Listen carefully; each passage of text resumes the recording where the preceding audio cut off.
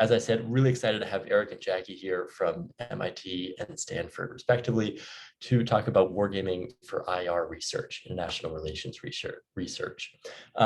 So guys, you have really impressive resumes and I don't want to butcher them, so I'll kind of let you introduce themselves. But for all of our participants on Zoom, Erik and Jackie are going to go through their presentation. If you have any questions or comments, toss them in the chat below. And any questions, I'll kind of log. And then at the end of the presentation, we'll do a Q&A that, so if you have any questions, again, please add them in the chat, DM me directly, whatever's easier. So without further ado, Erik and Jackie, thank you so much for coming, and I'll hand it off to you. Yeah, I want to thank you guys so much for inviting us. And just to give you a little background on kind of where we started from and how we got here. I think some of our backgrounds are actually kind of helpful to understanding why we've been working on this. So first I want to, our co-author Reid Pauley just had a baby last week, so he's not going to be here. Good for him. He's an adorable baby. But Reid had got his PhD from MIT, and while he was at MIT, he kind of just rediscovered this amazing archive of games run by Lincoln Bloomfield at MIT during the kind of the prime time of the Cold War era. So Reid has this fantastic article in International Security, like would leaders push the button, and it looks at these archival games. So, you know, while Reid's working kind of on this topic from this kind of purely academic research position, Erik and I come to this question from a slightly different perspective. So Erik and I are both previous Air Force active duty intelligence officers and who joined academia. And so Erik, well, I should let you introduce yourself, but maybe I should let you introduce yourself and then I'll explain kind of how we all three came together. Yeah, absolutely. Again, just let me echo Jackie's thanks to Sebastian, Grant, and the rest of the team for hosting us tonight. So as Jackie mentioned, I was an Air Force intelligence officer on active duty and then made the decision to separate and start a PhD. But much of my research was still, I think, motivated pretty significantly by things I had experienced on active duty, participated in several war games as an active duty officer. And then I met Jackie at a conference and we started talking and realized that, you know, we had shared research interests and we're studying these research areas in similar ways. So I'll turn it over to Jackie, and I guess I'm an assistant professor at MIT now in my day job. So Jackie, over to you. Yeah, so I mean, one of the things that Erik looks at are emerging technologies like you know, autonomous vehicles and drones and crisis escalation, which are subject matter that are inherently hard to have data for. I come from kind of a similar phenomenon, similar background. I worked as an active duty Air Force officer, did Wargames in the Air Force, got my PhD. I study emerging technology and war, a lot of cyber, not a lot of good data.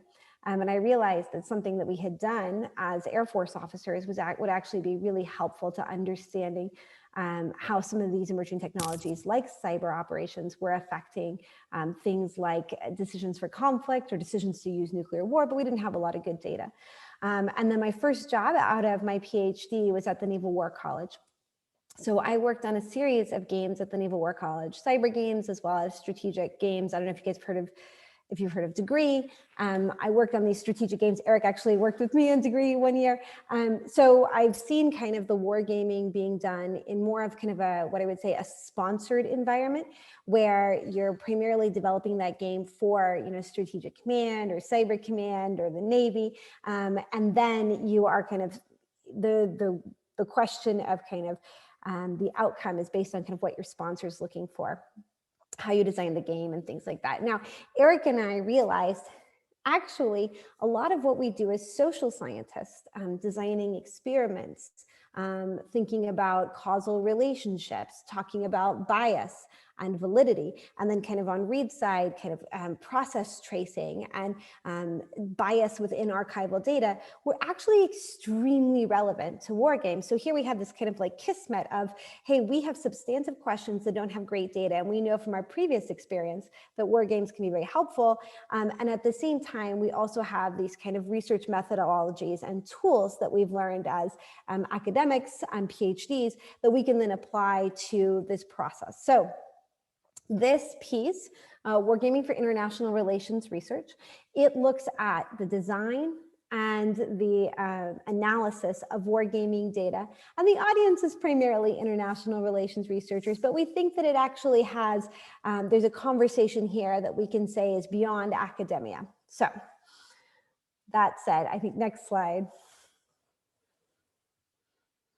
All right, so I've given you a little bit of a preface to this, but why in the world do we feel like we needed to write this paper now? Well, within the academic field, we are fielding kind of a revival of interest in wargaming. You guys have already heard from Andrew Reddy. I think you guys have run some of my war games with Ben Schechter and Rachel Schaefer. There are games being run by Brandon Valeriano and his compatriots. So there's increasing amount of scholars that are applying war games to academic questions. Well, part of that is because on one side for archival data, we have a declassification of Cold War era defense war games, which provides a treasure trove of information for scholars who are trying to understand the kind of decision-making processes, especially when we think about kind of decision-making processes behind the development of nuclear doctrine or Vietnam era campaigns. And so this provided kind of this really interesting new data set for researchers to look at, and that's what Reed worked on. But within political science, there's also been a behavioral turn. So we've got to focus on experimental methods, on thinking about the micro foundations, about how human interactions and human behavior actually aggregate to help us explain these big questions about when and why states go to war or governance. So this is a really great time because we have this revival of interest in wargaming itself, but we also have these kind of new behavioral methods that exist now that were really not a part of political science when the games were being run in the 50s and 60s, the games that, Reed Polly is looking at. So here's our chance to apply some of what we've learned in experiments and other parts of political science to these substantive questions that are really, really fascinating. Next slide. So we have to start this with a discussion of what is a war game. And I think that, this piece was aiming at people who probably actually don't know what a war game is. But when Erik, Reed, and I start looking through the literature on wargaming, we realized actually definitions of war games are still pretty contested. So we looked through kind of what these leaders have written in the past, whether it's McGrady, Perla, Ellie Bartels, Yuna Wong, Stacy Pettyjohn, and we've developed kind of what we would consider to be kind of what makes war games different than things like computer simulations, models, exercises, survey or lab experiments, and there's 4 characteristics. So war games immerse human players in interactive scenarios where they make decisions in accordance with given rules and react to the consequences of their choice. And actually, if you look at the picture in here, just a little heads up, that woman with the blonde hair is hopefully our future Secretary of the Army, Christine Wormuth, who played my president in one of my war games. So sorry, just a little plug for that. Next slide. All right, so I kind of highlighted, we believe that war games have 4 essential elements that make war games different than other types of methodologies. And the first is that this is about human players. I think often war games are sometimes elided with computer simulations, right? That they're variables that are interacting within a kind of substantive question. And we believe that what makes war games comparatively different is about that interaction between the human and whatever the substantive question is. So it definitely has to be human players. There's also something kind of immersive about the way war games work, which is different than, say, survey or lab experiments, right? And this is something that can be a little bit hard to quantify, but it's this idea that you get more details about the scenario, more time pressures, more kind of overall external validity about the scenario that you put yourself in. So that instead of asking, what would somebody else do, you're asking, what would I do? Games are also have rule sets. So there are kind of design mechanisms that are built into games that that can limit and constrain players' action. So it's not a brainstorm where we all just sit around and talk about like what could possibly be the best answer to this scenario. And so I think that's like a big difference between war games and what maybe some people call bog sats. And then finally, and I think this is something that Erik and I are particularly interested in, which is the idea of consequences within games, right? And some of those consequences are actually designed within the rules of the game. So I'm going to win the game or lose the game. And sometimes those consequences are kind of internal and how people think about their behavior and their performance in the game. And sometimes those consequences are actually external, right? So in a sponsored game, I believe that there are consequences for my play for whatever institution I'm representing. Next slide. Okay, so in the literature on wargaming, and actually we get this question a lot in academia, is like, why in the world would you do war games? They seem really complicated and expensive and they take a lot of time. Let's just go do a survey experiment. So one of the things that Erik, Reed, and I wanted to show is what makes war games different methodology than others. And so the first thing is this idea of elite samples, and I'll go through each one of these in detail, but 4 propositions about elite samples immersion, group decision-making, and the trade-offs you make in decision-making. Next slide.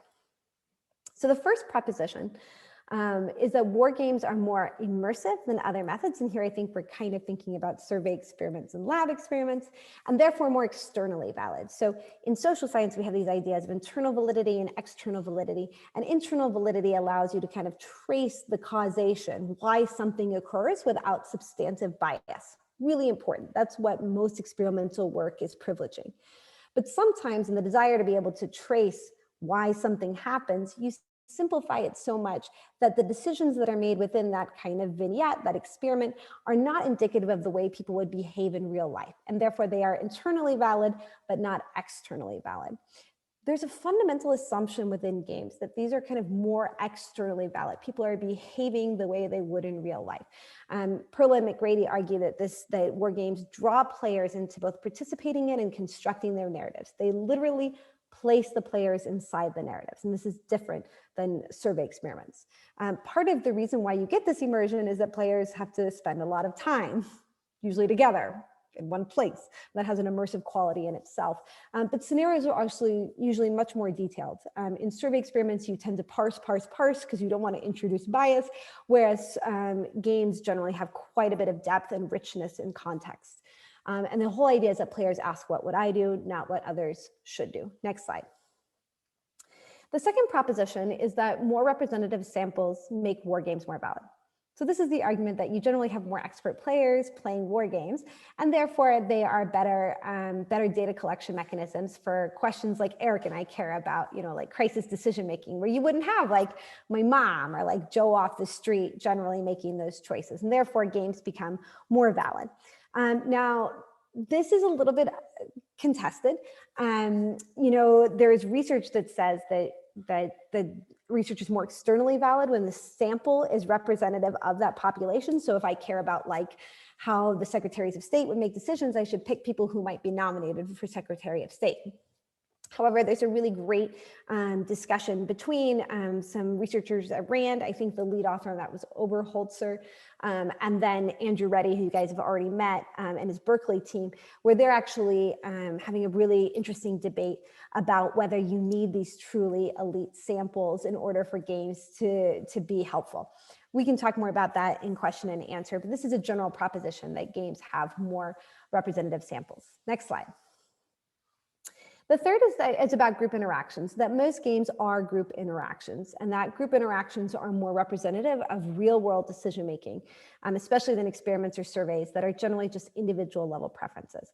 And this is really, really, really important for international relations research because almost no decisions are made by one person. It is a collaborative group effort, and so collecting on foreign policy decision making should almost never be about the individual, and almost always should be about how groups collaborate. this is something that's actually very, very difficult to imitate in other methodologies, which makes wargaming particularly useful for studying foreign policy decision-making. And then you're able to introduce all sorts of group variables about kind of emotions, how people communicate, the way gender interacts with group decisions, hawkishness, experience, which adds a whole nother level of richness and explanatory value to understanding questions about international decision-making that maybe you can't capture in other methodologies. All right, next slide. And the fourth and final proposition, which I think actually is the one we believe in intrinsically the most and is the hardest to prove, so I'd love to talk to you all more about that, is this idea that wargamers present players with consequences, which is what I talked about before. And because of that internalization of consequences, it creates more valid data, both about outcomes and the processes by which people come to decisions. So this idea that winning and losing gets people excited, that makes them want to optimize their performance, and that these consequences then lead to better data about how people would behave in real life. Next slide.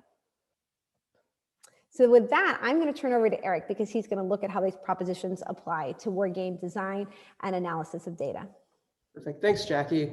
So Jackie outlined these 4 propositions, which I think we believe in, and I think many wargamers believe in them, but these propositions are largely untested by social scientists, right? So we don't know whether or not these things are true. I think we intrinsically believe in them, as Jackie mentioned, but we take these and we integrate them with best practices from various social science research methodologies. So Jackie mentioned survey experiments. This is something that's become increasingly common within the international relations subfield. So this is essentially, for those of you that aren't familiar with survey experiments, it's presenting surveys to large numbers of respondents, but they're randomized. So some subset of the respondents get a slight variation in kind of a survey vignette, and the others get a slightly different vignette. So for instance, if you're interested in studying, let's say, the effect of drones on escalation, you have aircraft get shot down, but in one of those survey vignettes, it's a drone that gets shot down, the other, it is a manned aircraft.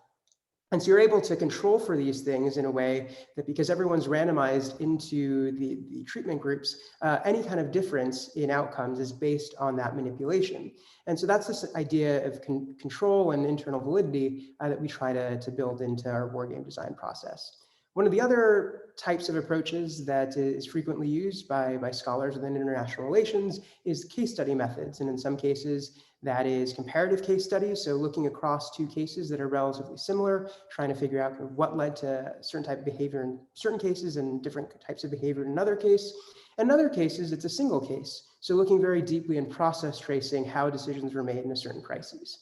So we take best practices from those 2 types of research approaches and integrate them with best practices from wargames, so those propositions that Jackie laid out. So I'm going to show you a really complicated set of charts, and I'll walk through them. At some point, maybe Jackie can drop the link to our SSRN paper into chat later, but you can go and pull this chart up and look at it on your own. So it's a bit of an eyesore, but I'll walk through this, and this is really how we think about designing games for social science research purposes.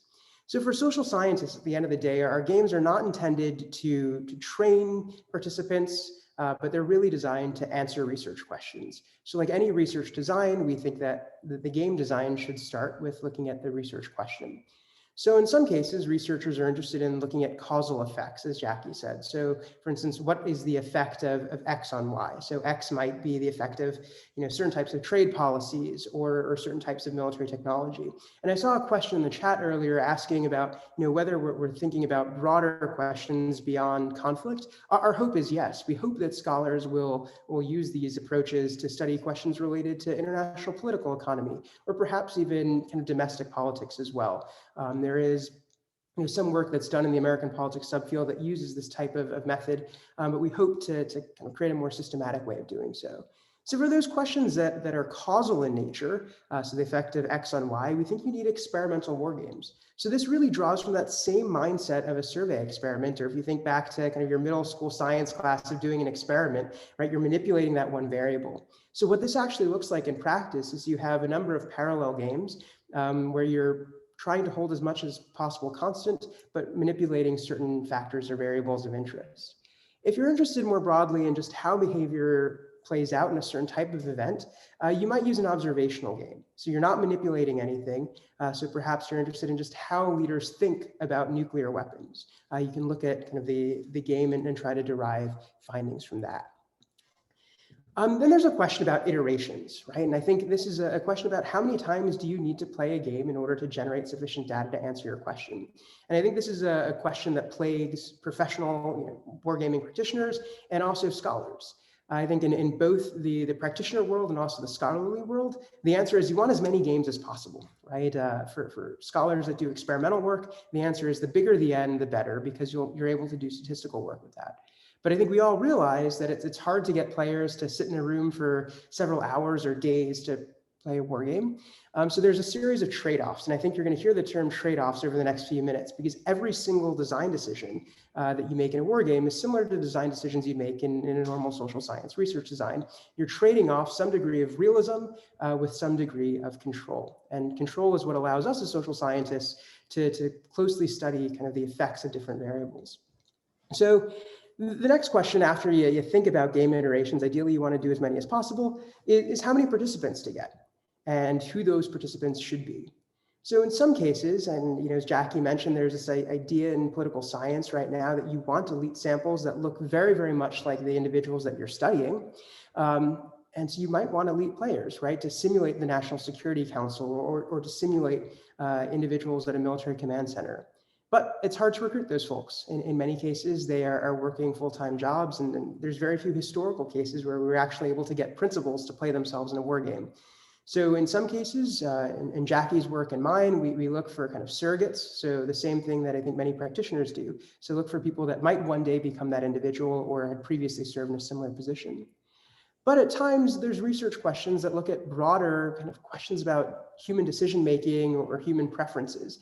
And in those cases, maybe you don't need an elite sample. You can look for, as Jackie mentioned earlier, maybe recruit Jackie's mom or other individuals to participate in the game. And the benefit of that is you have a larger N and you can build up that sample size. So especially if you're looking at characteristics of human behavior, where you want to look for variation across tons and tons of people, you can take that approach.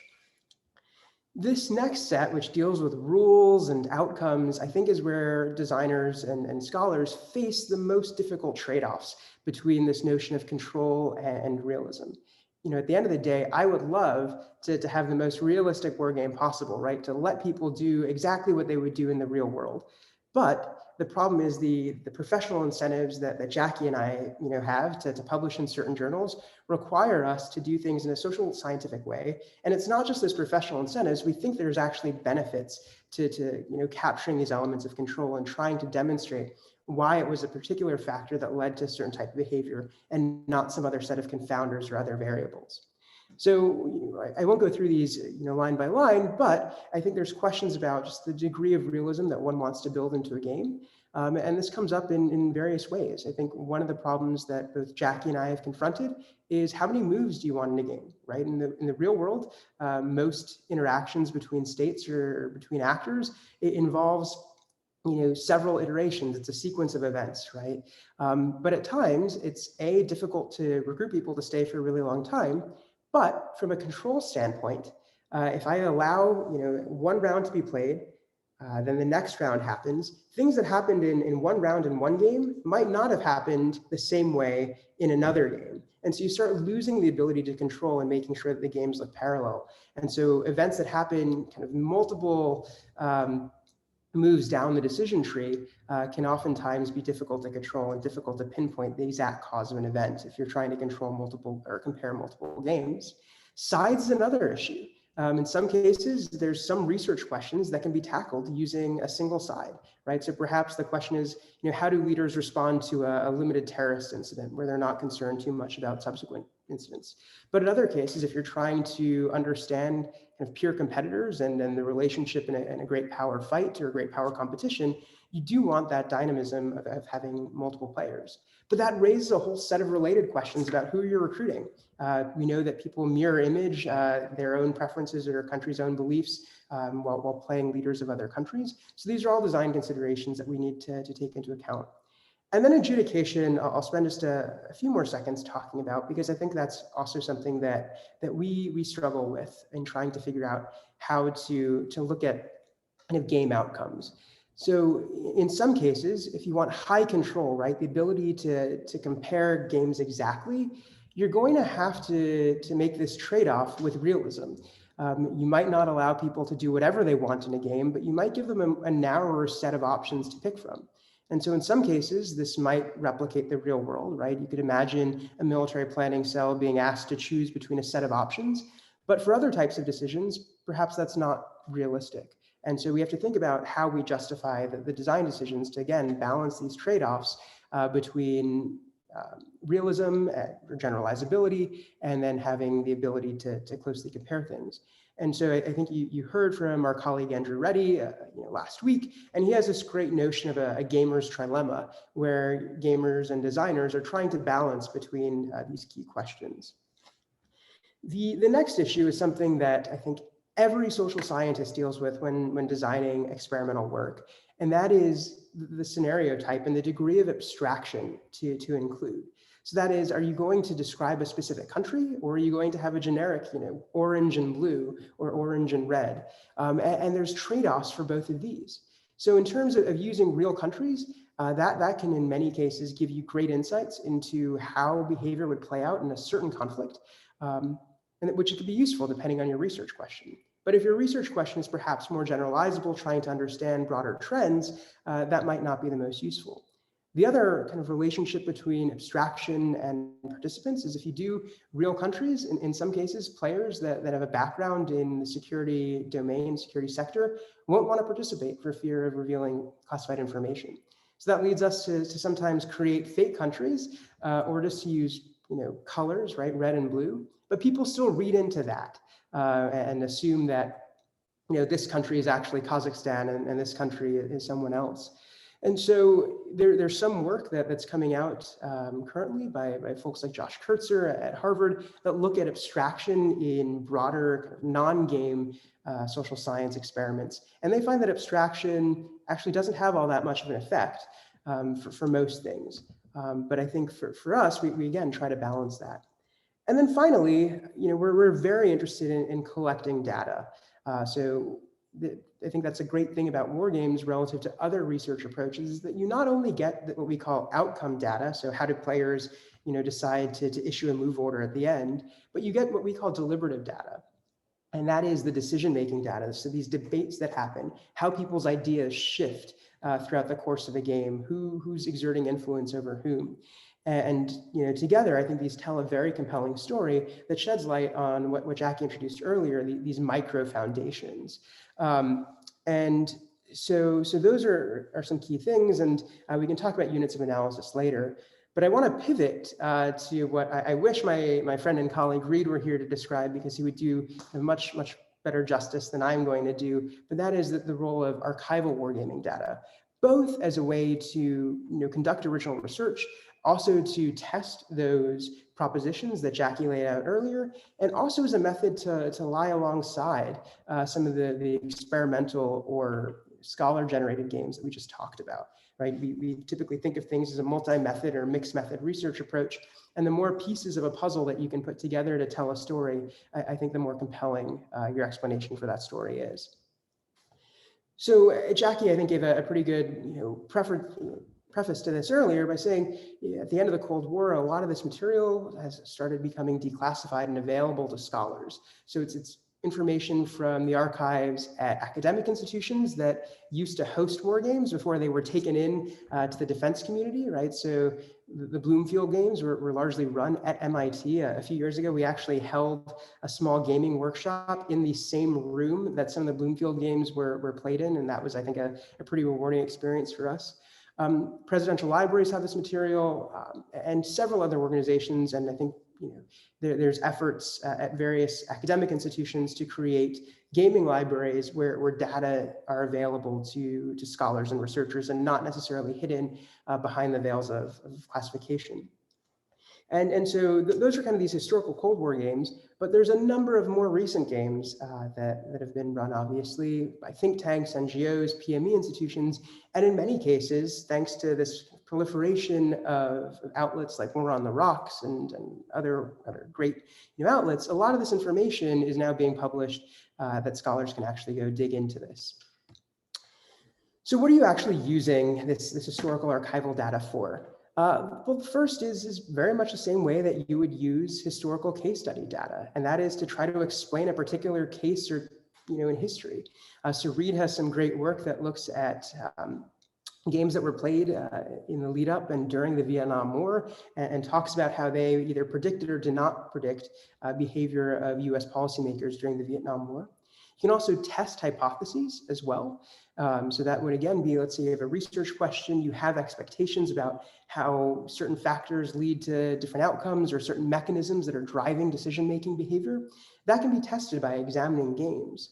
And so the key here though is that it's difficult to actually get data from these games, right? We said that they're available, but I think there's a lot of caution that we need to exercise when using archival war games for a few reasons. First, just like the scholar-generated games, there's different types of gaming data that archival games make available to researchers. So we think that there is this deliberative and outcome data, just like for scholar-generated games, but then there's raw data and process data. So raw data would be essentially move orders that are, hard copies of move orders or physical transcripts of actual decisions and deliberations in a game. But much of that data that comes out of most games today is process data. So that is a game report or a final kind of assessment of the overall game. And this gets to the point that Jackie raised earlier about the role of sponsors and bias in data. What we worry about here is essentially, well, if that game was designed, let's say, I'll bash on my own service, right? If the Air Force wants to run a game that justifies the acquisition of new bombers, bombers are probably going to somehow play a role in the game and be described in many cases in a favorable light. In other cases, these games might not allow for certain types of activity. So for instance, if you're interested in studying the decision on whether or not to use nuclear weapons, if one of the rules in the game is you can't use nuclear weapons, you have to be cognizant of that. Otherwise, you're going to bias your own findings. And again, data collection is important here, right? And data collection processes are inherently biased, both in archival games and also in games that scholars are running. Jackie and I think we try to draw from our practitioner, experience playing in real games and having rapporteurs follow players around jotting down notes. But that's a biased process, right? Individuals, A, can't write fast enough. B, they're going to choose to write certain things down and omit certain things because of their backgrounds, and that's hard to capture. One might have a video camera or audio recorder, but then that generates kind of Hawthorne effects. People are concerned that they're being observed and being preserved in kind of posterity and are going to change their behavior potentially. So these are all things that we need to wrestle with and take into account as we analyze gaming data. And so I think we'll leave you here with some pathways for where we hope that the field goes in the future. The first is really to kind of test immersion, right? These propositions that Jackie laid out, are war games actually more immersive than other methodologies? So how might we do this? Perhaps you have individuals take part in a survey experiment. You have individuals participate in a war game and see how much they retain, see if the behavior in the decision-making process differs. We can hope to contribute to these ongoing debates where you have a lot of political scientists debating back and forth whether or not elite samples matter by doing just that, running games with experts and then similar games to non-experts and seeing what's different and what's the same. And then I think one of the things that we're excited about, and there's scholars working on this, so Julie George and Sarah Krebs at Cornell are looking at group dynamics. And I think this fits into broader discussions about diversity and inclusion today to see if gender dynamics and race dynamics actually shape how interactions happen during games. And that's something I think we're excited about learning more from. And then learning how consequences shape war game outcomes. And so there's a large debate both in behavioral economics and political science that hasn't been resolved yet. Right? So what happens if we change consequences, if we make people suffer in some way to the extent that human subjects boards allow us to make people suffer for losing a game, right? If they have to pay some small token or they don't get an honorarium or so, I don't know. But looking at how these consequences might change gameplay. So that's all we have. I'll stop sharing my screen now, and I think Jackie and I are really excited to answer your questions. Well, great. Yeah, thank you so much. I really appreciate it. And we have a couple questions that I've kind of gotten a log. So if anyone else does have questions, please do feel free to toss them in the chat. We had one question from Josh, who was a few minutes ago, just asked which international relations journals do you think might be opening to publishing articles based on wargaming experiments? I know I think we had one other participant who said they sent something to Perspectives on Politics, but I didn't know if you guys had any experience with that. Well, Erik and I have a lot of experience of the peer review process for games. So first I want to say that Reed's work is published in international security. And I think in general, the international security world is really sympathetic to games. I think Erik has what's called a review and resubmit, where you just need to do some edits at Security Studies, which is also kind of an international security journal. Now, Americanists have been doing something that looks very close to Wargames for a very long time and publishing in a lot of journals in the American kind of discipline. So I actually, I'm about to go through the process of sending my substantive game out for review. I think that I also publish my game design. So I publish my game design and simulations in gaming. I think it is actually very difficult to find a place to fit game design or gaming methodology within kind of core political science journals. It's a bit of like a confusing thing for them right now because they can't figure out whether they care about war games. But the more substantive, I think journals that are asking substantive questions that are similar to your wargaming's question are going to be interested regardless of the methodology. Now there's some kind of how do you deal with peer review, but Erik and I have been working very hard to build a community within academia that is knowledgeable enough about wargaming to be able to serve as peer reviewers. Erik, do you have, did I miss anything? Jackie hit everything kind of on the head. I think that the challenge is this is a new methodological approach. I think most academics have pretty strong priors of what they think research should look like, and that typically is identical to what they do. So it's difficult to kind of get over that barrier, I think, in many cases. So as Jackie mentioned, we've been trying to hold workshops and trying to build a small community of scholars to try to show them the value of this. So this particular paper that we presented today is an attempt to try to show kind of the more methods-focused scholars, hey, we're thinking about this in a more systematic manner. And I can jump to, I think there's a question about if this concerns IR or warfare. I think we are concerned broadly of questions both of IR and security studies. So I don't think we're really doing kind of tactical level games in our research. Most of our games are focused primarily at the operational or strategic levels, just because there's a nice intersection there with big theories that I think the international relations community is interested in. I know I just had a question just on that. The last slide you had, you were talking about consequences. And I'm wondering just between, it seems like it's an issue not just of making the participants understand that there are consequences, but just from a, the perspective of whoever may be setting up the game is kind of relaying the importance of those consequences, right? So there's a difference between like reading a manual that has everything, which includes consequences, and actually kind of stressing, hey, like this, may have major implications in how you play the game versus, do you kind of get what I'm saying? And do you have any kind of input on I suppose just the effect of kind of relaying consequences in a, in an objective, but in an objective way that maybe doesn't stress it enough, Jackie, do you want me to try to take a stab at that?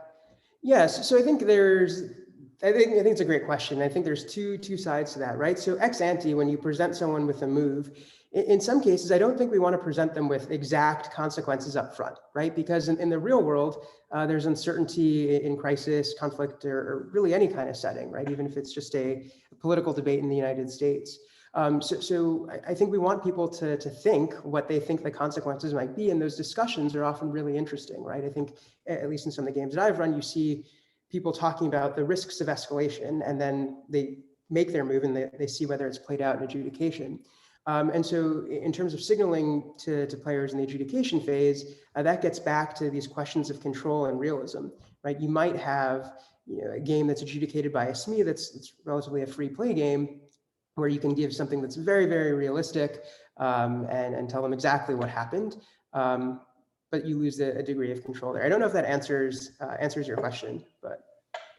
Yeah, no, I think it does. It was a fairly broad question. And sorry, Jackie, I interrupted you. No. I mean, it's Zoom. We're like, it's all that confusing, like who speaks when?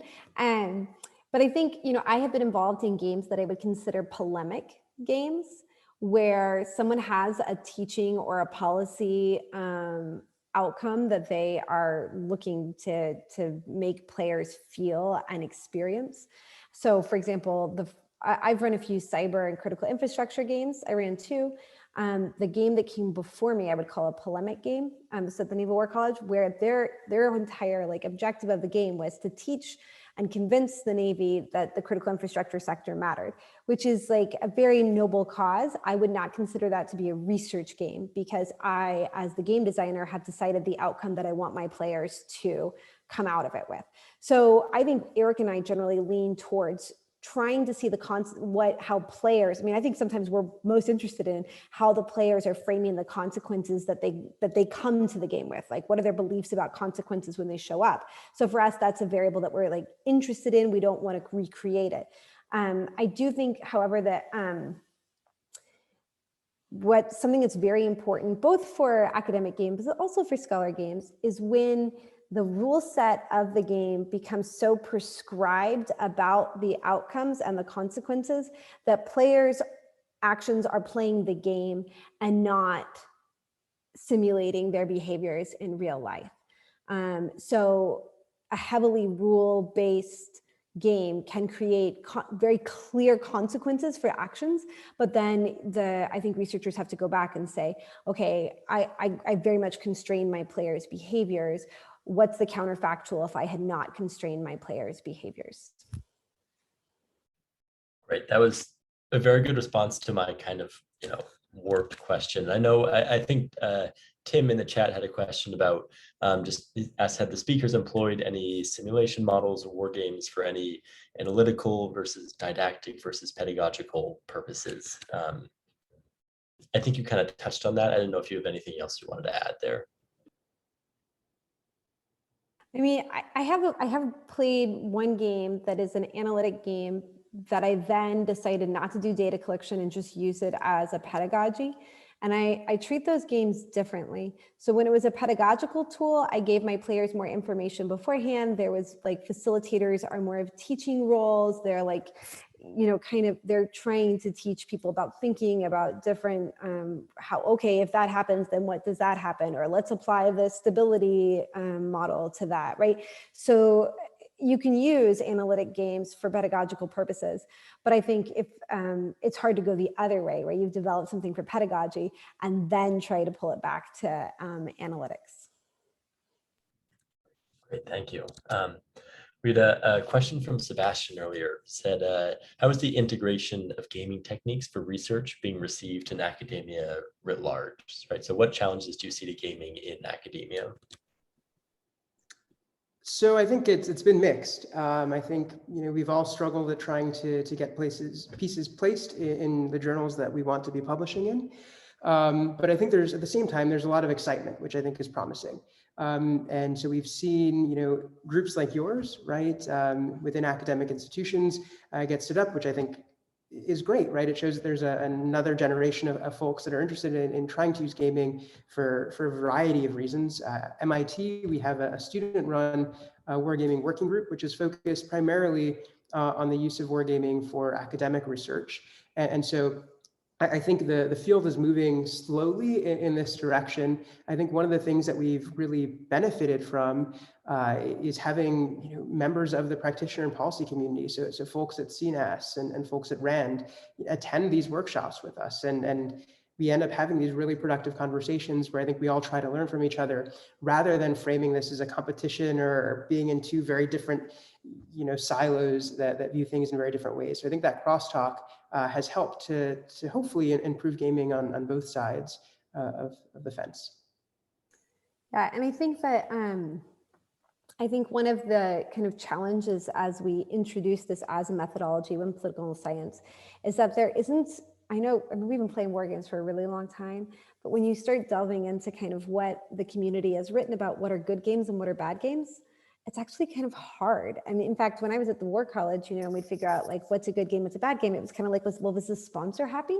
And sometimes the games that make sponsors most happy are actually kind of on the analytics side, sometimes the most biased, right? Like if the Navy can come back buying more aircraft carriers, like they are happy, but maybe that wasn't a well-designed game because it created a scenario where aircraft carriers were super useful. Or maybe there are rules that we set up in the game that meant that we couldn't actually test the efficacy of the thing that they wanted, right? So I think that in general, the community doesn't have a really good understanding or metric or way of evaluating what are good games and what are bad games. That makes it hard for reviewers, right? Because reviewers are looking at their games and, if you're a reviewer in political science and you've been reviewing survey experiments, man, you go into the weeds. You're like, oh, you used would instead of should. Like that's biased. There's no way that your results are good.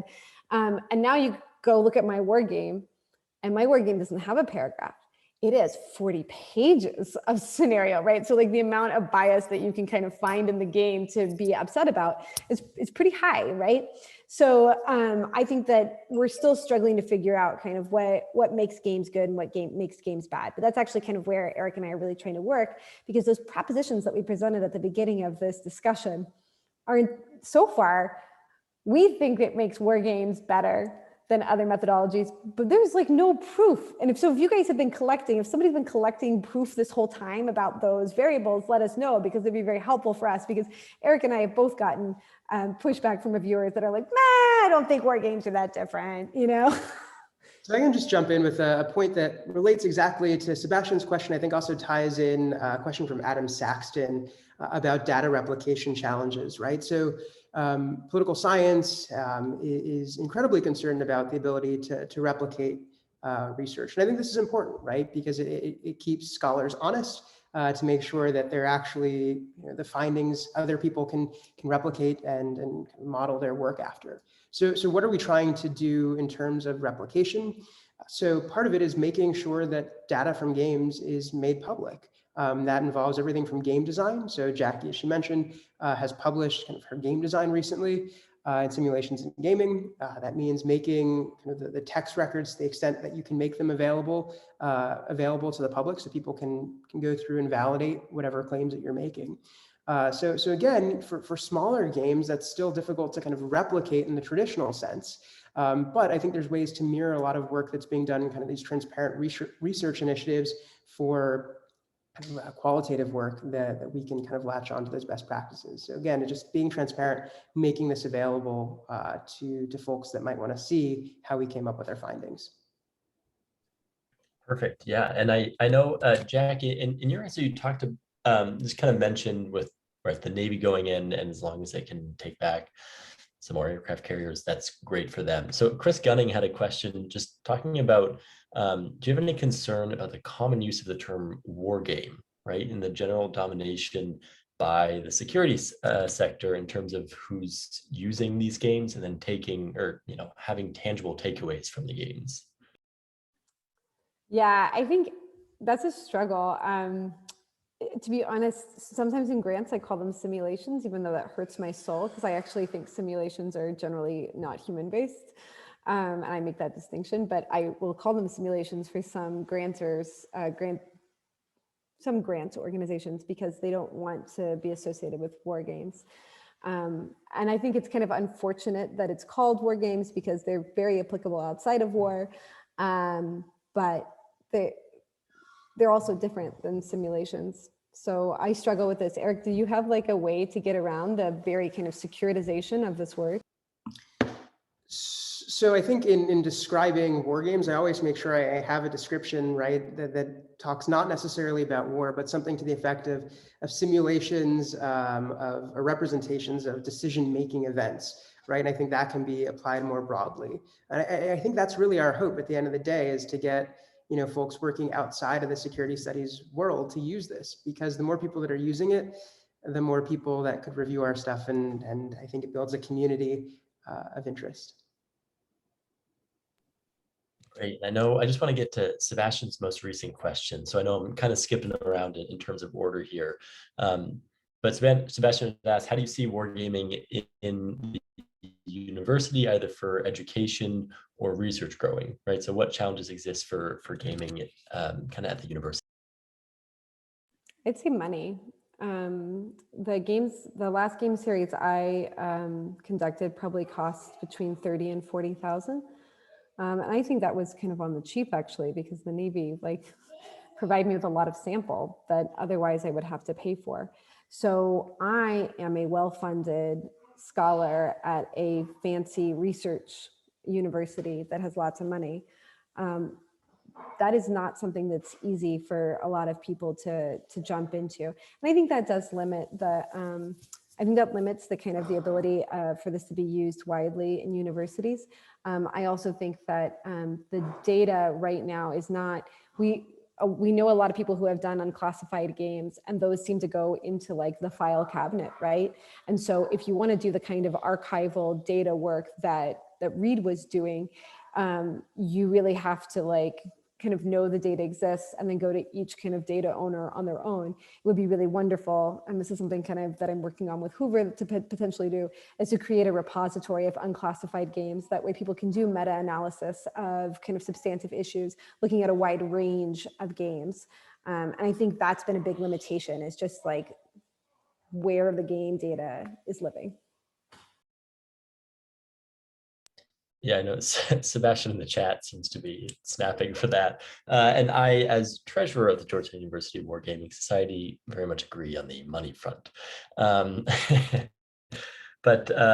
yeah, and so there was another earlier question who asked, as researchers and designers, how do you find the precarious balance between restrictive rules and game in the game, right? So still making sure and ensuring that there's that simulated rigor.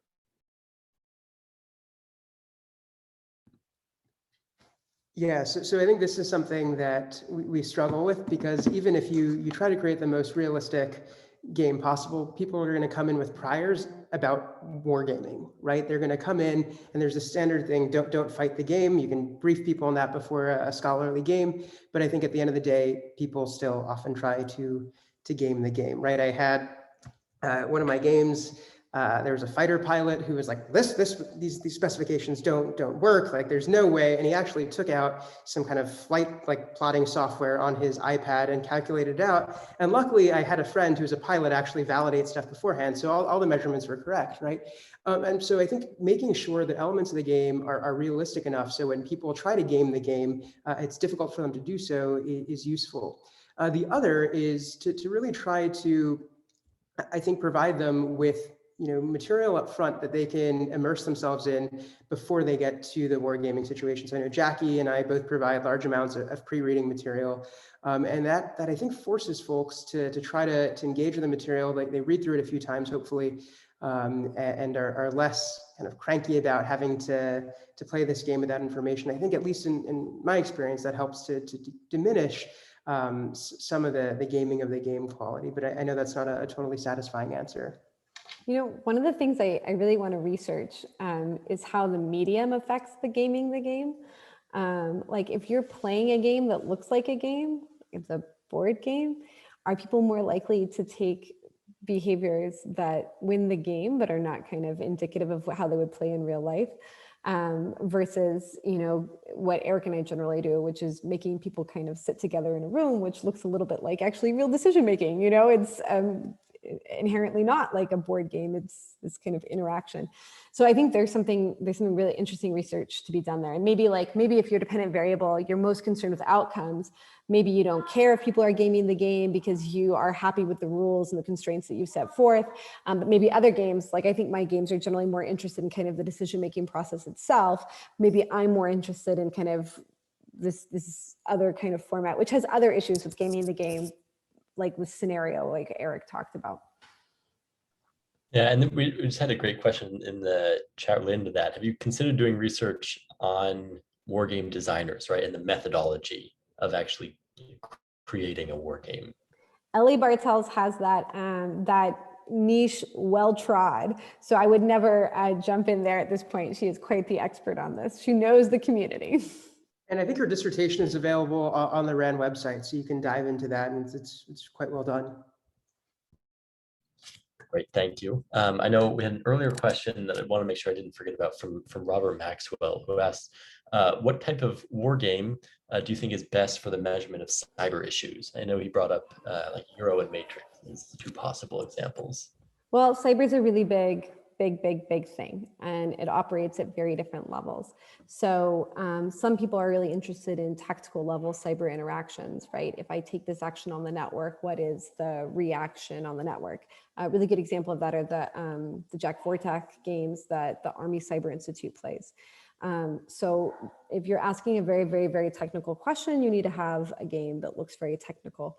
I mean, it's all about the question, right? My games, when I look at cyber operations, it's not about the efficacy of cyber operations. I actually generally make assumptions about efficacy and introduce those almost as controlled variables, right?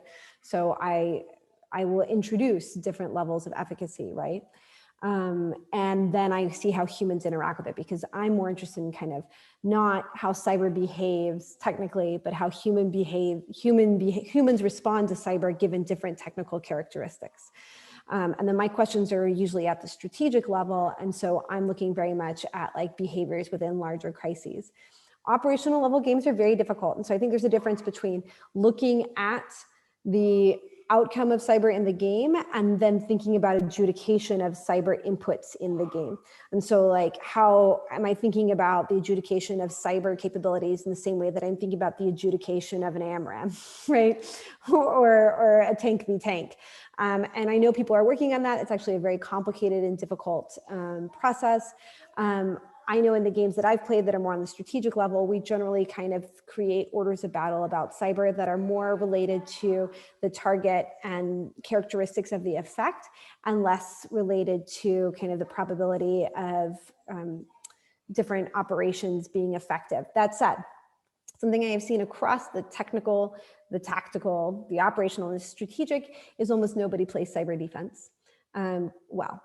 Right, so they don't input cyber defense as a useful variable. They don't introduce it in adjudication very well.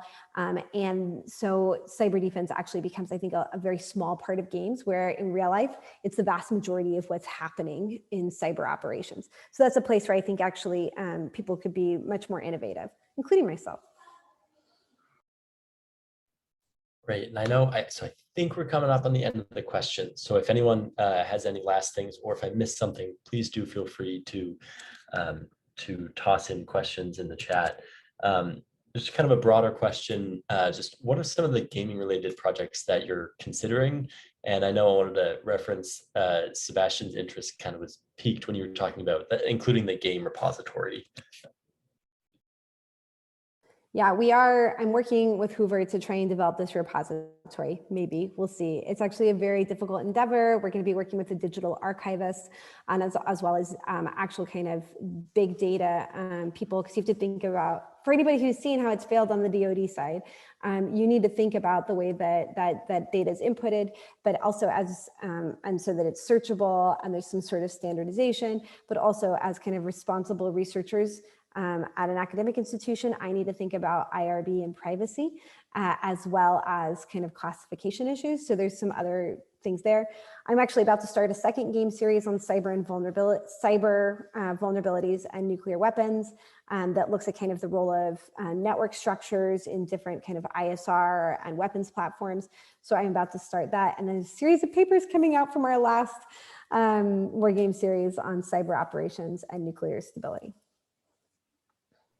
So on my front, I'm taking a little bit of a hiatus from running any new games, but I'm working with a few of our grad students to help to essentially create these games that are intended to overcome kind of the civil military relations gap, or to help them teach civil military relations. So we ran a game this fall in conjunction with Naval Postgraduate School that was really fun. I think this was kind of one of the silver linings of COVID and people being socialized to using Zoom, we were able to have players from our team, our two institutions, but also we had a retired 4-star participate. We had a retired Japanese Self-Defense Force 3-star, I believe, participate as well. So we're able to bring these folks together. So we're really looking at kind of building that up as something that MIT prides itself on to really study civil military relations by using games. And it's been, I think, a really, really fun experience. And then Jackie, Reed, and I are obviously kind of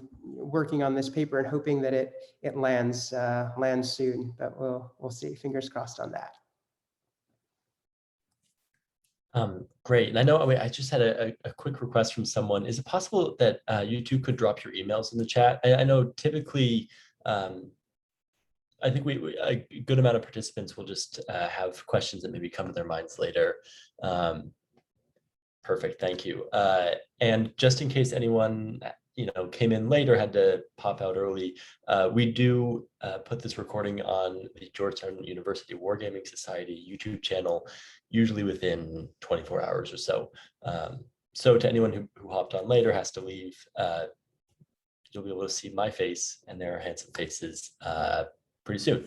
So with that, I want to take a few seconds because I believe, and correct me if I'm wrong, I think we've hit all the questions.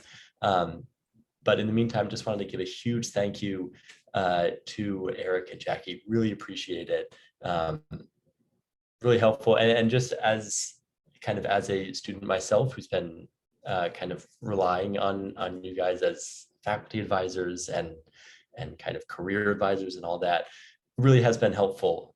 Erik, I know on that last point with Zoom, I myself have been kind of surprised at just how much I've been able to kind of learn and interact with people just sitting in my room in these webinars, which I just want to give a thank you to you guys for presenting, and really for everyone who hops on and asks these great questions. Really big thank you for that. So I'm going to hand it off to Sebastian real quick. I know he has one thing to say, but at least for me, thank you so much, guys. I really do appreciate it. So as the faculty advisor, I always reserve the last question. And this is something we've been trying to ask for the last couple of months for all of our speakers is, if you had unlimited money and all the institutional roadblocks opened up to you like the Red Sea, what is a gaming project that each of you either collaboratively or for your own institutions would like to do if all the doors open for you and anything was possible? And we always like to ask those questions. So I guess I'll jump in. So I'm actually working on a project now that has been we've met hurdles just because of both funding and also COVID, but it's not necessarily a war game, but more a simulation, I guess, where we are simulating putting people into the mission control element of an MQ-9 drone. So right now it's going to be based on kind of computer software and sitting in front of monitors. I would love to actually get a fake mission control element that I could just take around and put military officers through to take this experiment of ours. But for lots of reasons, that isn't happening. That's awesome. I would love that. And if I find any mission control modules on the street, I will send it over to you, Erik. And Jackie? Yeah, I actually have a huge proposal in right now to build that data center, as well as to create a wargaming center where you have where we fund basically expert samples, and then we compete those with different researchers for them to use these expert samples, and then hosting pre-docs and postdocs to be able to work both on kind of wargaming substantively, but also as a methodology. I think that would be an awesome project. So I hope you are able to follow through up on it. And so lastly, I would love to thank Jackie and Erik for their time and their generous ability to spend time with us here on a Tuesday evening and share their expertise and their very exciting research. I am keeping a keen eye on it as you guys do stuff. So please keep publishing, keep writing, and keep using games. Thank you all. Thanks, everyone.